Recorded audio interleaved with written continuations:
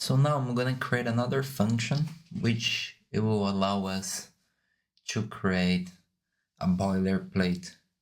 So first things first, I need to go here and add this command and title, which will be create boilerplate, and then from here we're gonna have the text extension dot, which is our identifier, dot create boilerplate, which will be our function.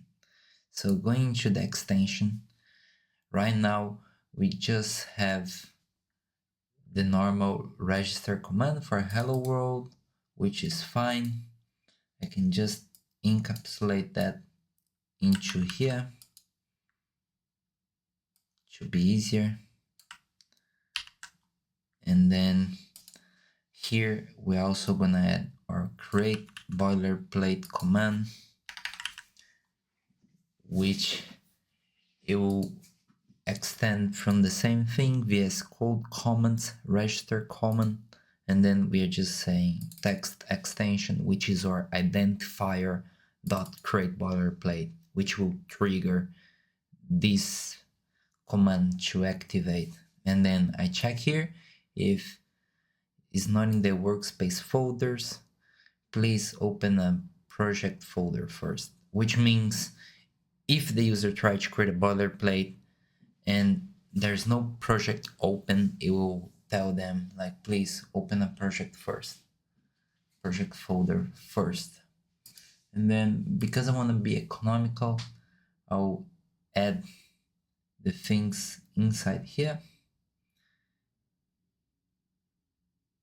And then I will do some changes. So first things first, I'll have to add the folder path and the HTML content, because this is just a boilerplate. So every time the user say create boilerplate, it will create this automatically for them. And then I use the fx write file to create that into a specific folder path, a file called index.html, and then here I insert this HTML content. And then if anything fails, I just say VS Code show the error message, which will show around here. Otherwise, show the information message, which will show around here as well. Okay, after that, I just need to fix my subscription as well. Alright, so now my subscriptions will have hello world command and the create boilerplate command. After this, everything will stay the same. We have the function deactivate, and then we export activate and deactivate.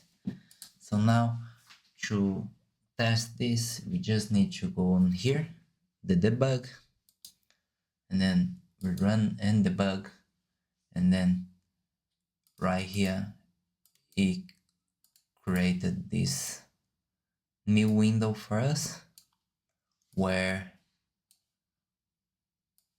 we can just go here and do Ctrl Shift P and then go for create boilerplate, and then voila, we have an index.html with all the structure we define into here.